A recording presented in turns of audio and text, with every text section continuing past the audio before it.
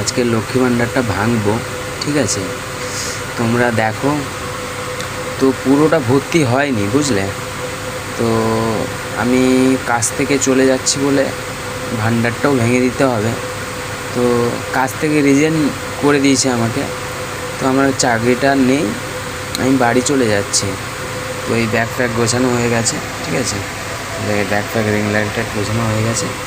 তো বাড়ি যাব, ঠিক আছে? তো আপনাদের জন্য এই ব্লগটা বানালাম, তো দেখতে থাকুন, ঠিক আছে? তো দেখুন, ভাণ্ডারটা ভাঙবো।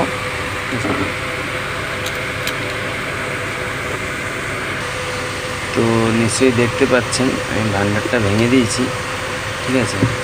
তো দেখুন, ভাণ্ডারটা ভেঙেছি। তো কত পয়সা হয়েছে দেখুন তোমরা।